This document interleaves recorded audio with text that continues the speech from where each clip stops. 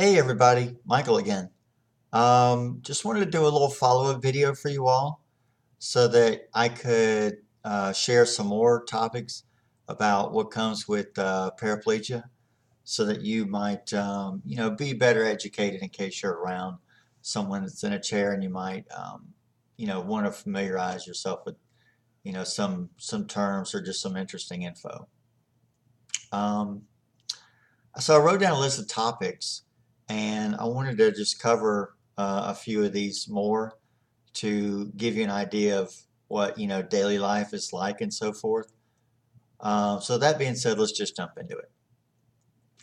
One thing I want to mention to you is that just because someone is in a chair, that not all injuries are the same. There's people that are injured high up on the spine, up around the neck area. Mine happens to be right here in the middle of the chest at T5.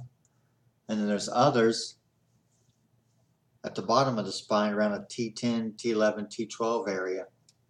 So there's a wide variety of injuries that could come with being paralyzed or paraplegia as it's known. Not only is the level important, but also whether or not it's cut in half. If the spine is completely severed like mine is, then there's no chance of repair at all. If the spine is only partially severed, which is called incomplete, there is basic sensory or motor functions that still exist to some degree. So just know that just because someone's in a chair, it doesn't mean everyone's been affected the same way. Some are better than others. You just got to, ask that person, say, hey, what kind of injury do you have? What are your abilities, etc., stuff like that. The next thing I wanted to mention to you, an interesting piece of info, is because of me personally, because my level of injury is T5, which is halfway about down the chest, that my lungs are affected in an interesting way. So I'll give you an example. Your lungs go from about here down to about here. Well, as you can see with my level about halfway, I have my lungs affected in a way that is kind of interesting. For example, it's very, very difficult for me to blow a balloon. I am no longer able to yell to the capacity that I normally could because I can't control the lung muscles out of the bottom of my lungs to expel air to say something louder. I'm also practically unable to whistle. So before, it's not like it used to be. The lung power just isn't there. But again, this is just something that, most people wouldn't be aware of. Another thing I'll mention to you is balance problems. This is really, really big because when you are spinal cord injured, the higher up on the spine that injury is, the worse your balance is. For example, everyone has balance when they're laying on the bed because there's no X, Y, Z axis to deal with.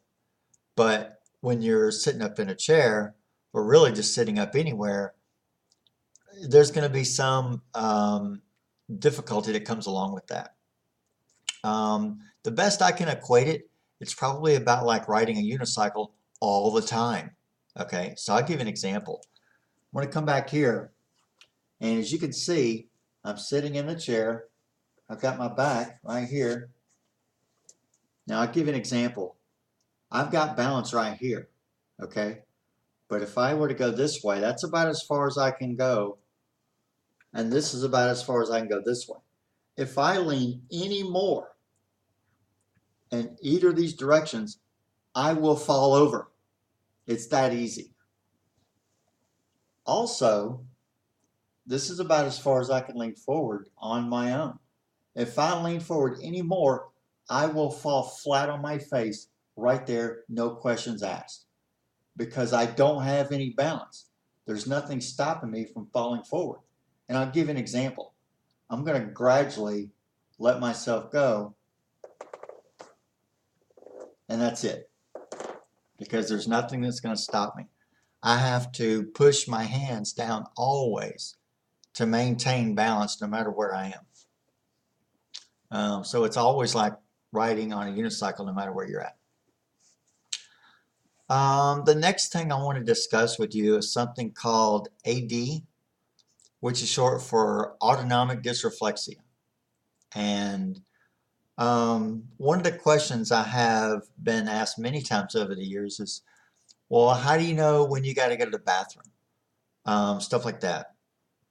And spinal cord injury comes with a very interesting phenomenon called AD, Autonomic Dysreflexia. And it's kind of strange how it works, because whether I've got to go number one, whether I've got to go number two, or anything else that's wrong, I get the same exact signal. Okay, so if I were to cut myself, I get AD. If something is burning me, and I've burnt myself a few times and had no idea, I get AD. One time I broke my big toe. I didn't know about it until 20 minutes later when a friend pointed out I had AD the whole time, but I didn't know why. And it's a very interesting phenomenon that occurs. And when it comes along, you just have to deal with it and basically go through a process of elimination to figure out, why am I getting this? What's going on? And what do I need to do to fix it? The feeling. Let me give you an example of what an able-bodied person would experience if they had AD. You know how you might have to be riding down the interstate, okay? And it's a long road trip. And you're in between exits. And you got to go to the bathroom. And you got to go really, really bad. So you're just like, oh my gosh, I hope I can hold it in till the next exit. That's probably pretty close to what it's like. But it's your whole body, everything that you can feel. So it kind of feels like that. You get high blood pressure, your skin might get flushed. Something's definitely trying to get your attention. It might be that you got to go pee. It might be that you got to go poop. It may be that you burned yourself. You could be sitting on something that's making you uncomfortable and not even know it. So these are just things that all have to be taken into account whenever you're trying to figure out what's wrong to get the problem to go away. And believe me, as soon as the problem goes away, AD instantly is no longer present. So it's really good. But that's kind of what it is. Just a peculiar thing that occurs. The same exact problem no matter what causes it. So I just wanted to share that with you. Also, another thing I'd like to share with you is terminology. And by that, what I mean is, if you're ever around somebody that's in a chair, please don't feel bad or lousy if you're like, hey, let's go for a walk or step into my office, something like that. It's no big deal, trust me. I personally don't expect you or anybody else to change your way of talking or thinking or interacting with anybody just because of an injury that I have. And I think a lot of people in the disabled community would agree with this. Also, for what it's worth, some of the jokes that come along with it are, that might be funny or lighthearted to you, but for me personally, I could do without them. And I don't even acknowledge them anymore because I'm like, haha, they're just not amusing to me. And to be honest with you, even though they're meant in a lighthearted manner, a lot of times they seem to come with an awkward situation that accompanies them. So it's hard to qualify if it was such a good idea to say stuff like that. But, just wanted to say that, please don't feel bad about saying, hey, let's go for a walk, stuff like that, or something to those along those lines. Just let life happen normally. Okay.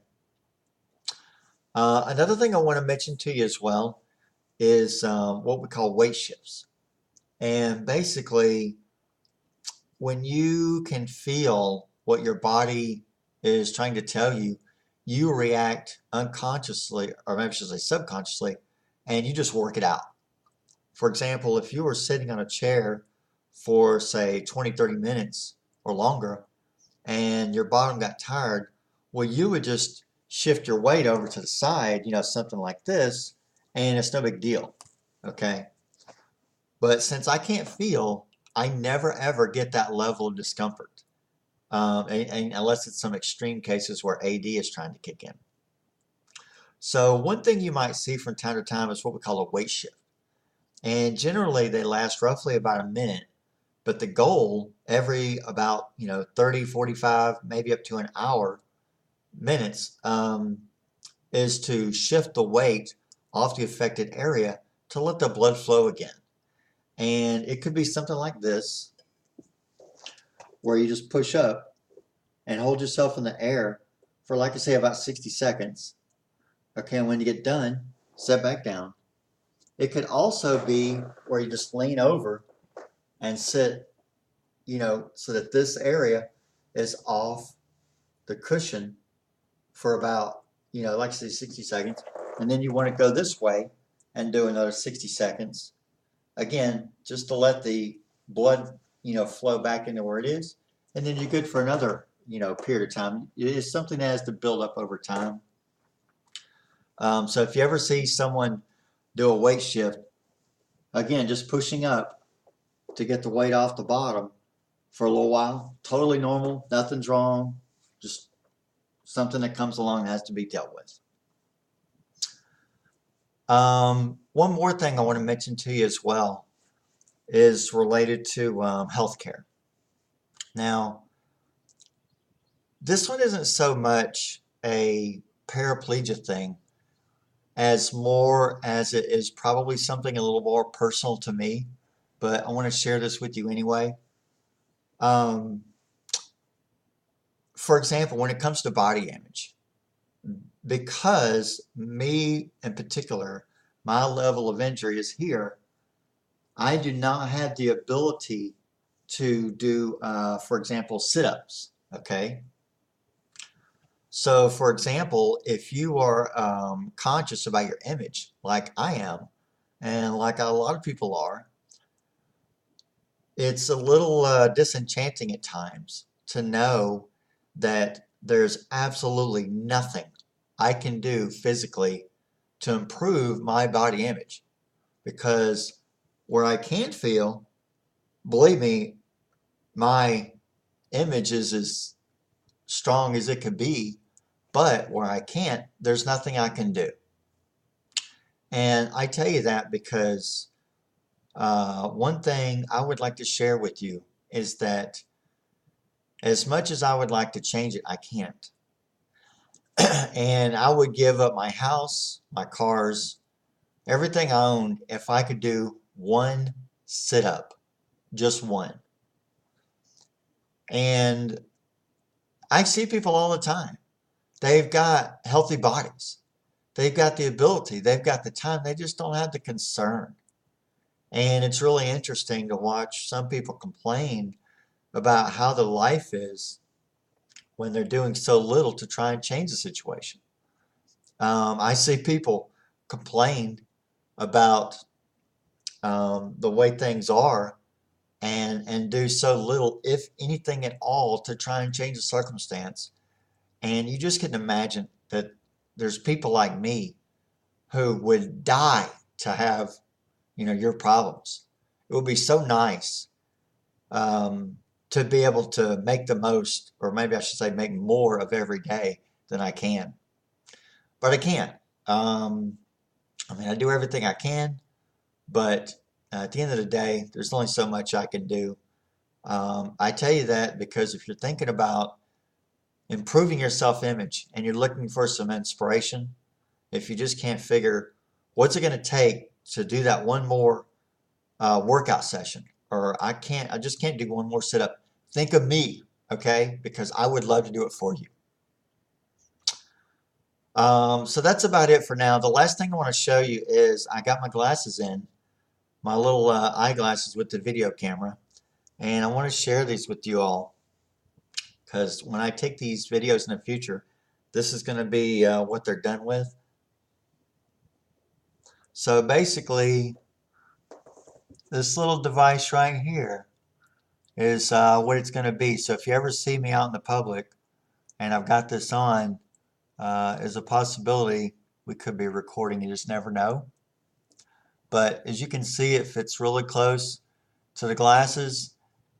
I saw some cameras that had the lens right here in the middle, but I wanted to give this one a try and see how it looks. I think this will give you a pretty good idea of what it takes to see things from the point of view that I do, and then go from there. So I hope you all enjoyed this. I will be posting some more videos in the future.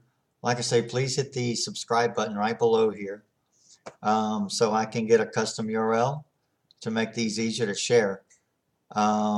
Just look for them in the coming months. Thanks. Have a great day.